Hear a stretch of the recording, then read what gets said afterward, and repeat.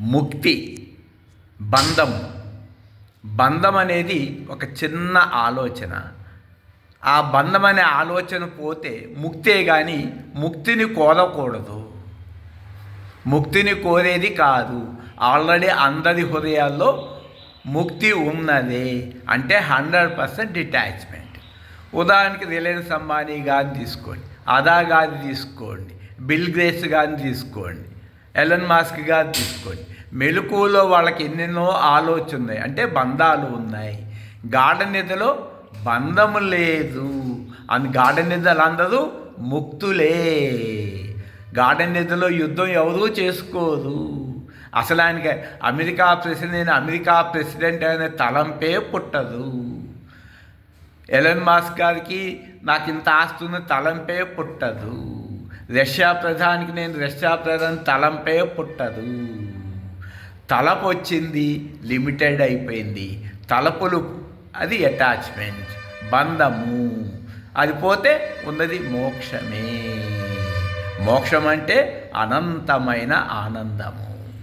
గాఢ నిద్రలో ఎవ్వరు నేను ఇంత ఆనందంగా ఉన్నాను, అంత ఆనందంగా ఉన్నాను, ఇక్కడ శాంతి ఉంది, అక్కడ శాంతి ఉంది, ఇక్కడికి వెళ్ళాలి, అక్కడికి వెళ్ళాలి అని లేదు కదా.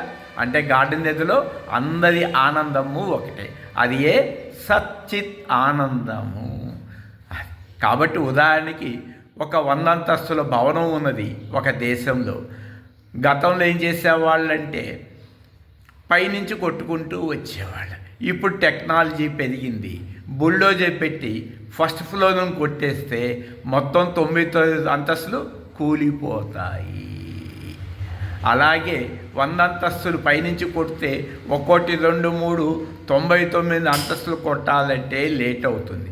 ఉదాహరణకు ఒక బిల్డరు 100 అంతస్తులు కొట్టమని ఒక మనిషికి అప్పచెప్తే 1 సంవత్సరం పట్టింది, 100 కోట్లు ఖర్చు అయింది. తర్వాత సంవత్సరం తర్వాత కొత్త బిల్డింగ్ కట్టుకోవాల్సి వస్తుంది. అంటే ఒక బిల్డింగ్ పడగొట్టడానికి 100 కోట్లు ఖర్చు అయింది, 1 సంవత్సరం కాలం పట్టింది. అదే టెక్నాలజీ పెరిగింది కదా, 100 అంతస్తుల బిల్డింగ్ని కూల్చాల్సి వచ్చింది. కింద గ్రౌండ్ ఫ్లోర్ని 4 బుల్డోజర్లు పెట్టి కింద గ్రౌండ్ ఫ్లోర్ని కొట్టేస్తే 99 అంతస్తులు కూలిపోయింది. అట్లాగే నాకు మోక్షము 5 సంవత్సరాలు పడుతుంది, 5 జన్మలు పడుతుంది, 5,000 జన్మలు పడుతుంది. ఇదంతా అజ్ఞానము.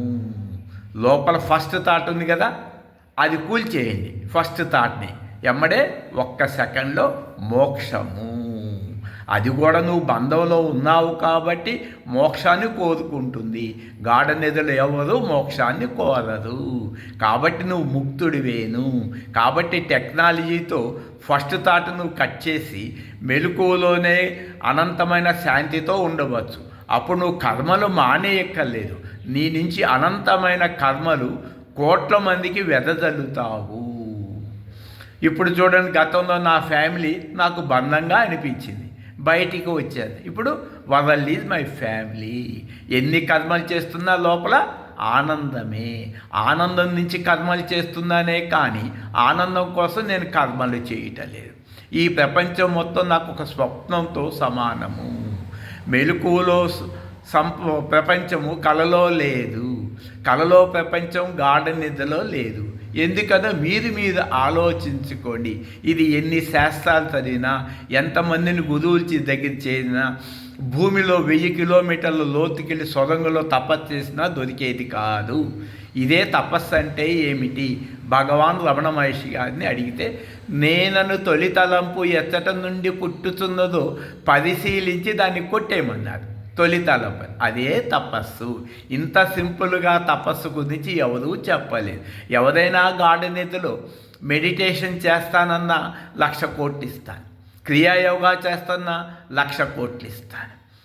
ఏదన్నా కర్మ చేస్తానన్నా 1,00,000 కోట్లు ఇస్తాను. నీ యొక్క ఐడెంటిటీ చెప్పండి. నేను సీఎంని, నేను పిఎంని, నేను కలెక్టర్ని, నేను రష్యా ప్రధాని, నేను చైనా ప్రధానిని.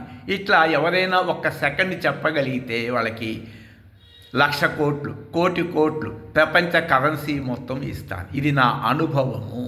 కాబట్టి కంటికి కనిపించే ప్రపంచం అంతా కూడా నాకు విలువ లేనిది. నా దగ్గర 1,00,000 కార్లు ఉన్నాయి కళలో, మీకు ఇస్తాను ఎంత కొంటారు? నవ్వుతారు. 1,00,000 కాళ్ళని కలలో కాలు నేను కొనాలా? అలాగే మీ 800 సంపద అంతా కూడా నేను అమ్మితే నేను పైసాకు కూడా కొనను. నేను మీ కలలో సంపద చూసి మీరెట్లయితే మెలకువలు నవ్వుకుంటున్నారో మీ మెలకువల సంపద చూసి నేను నవ్వుకుంటున్నాను. అది గురువు యొక్క అనుగ్రహము నాకు లభించింది. 1990లో అరుణాచలం వచ్చాను. ₹5 నేను బుక్కు తెచ్చుకున్నాను. నా జీవితం ఆనందమైపోయింది. ఇదే వరల్డ్ పీస్ ఫౌండేషన్. ఈ ప్రపంచంలో ఎవరైనా ఇక్కడికి రావచ్చు. ఇది ఎవరి సొంతము కాదు. స్వేచ్ఛగా ఉండండి. ఇది 24 గంటలు ఇక్కడ భోజనం దొరుకుతుంది. మీకు మీరే వండుకొని తినవచ్చు, పక్కవారికి పెట్టవచ్చు. కానీ ఆశ్రమ నియమాలు ఉన్నాయి. ఆ నియమాలను పాటించమని ప్రార్థన. ప్రపంచ కరెన్సీ అంతా ఇచ్చిన ఆశ్రమంలోకి అనుమతి లేదు. మౌనంగా ఉండేవారికి స్వాగతం సుస్వాగతం, పాదాభివందనం. మౌనంలో ఉండి లోపలున్న చావని నేను తెలుసుకోవాలని వచ్చిన వాళ్ళకి స్వాగతం.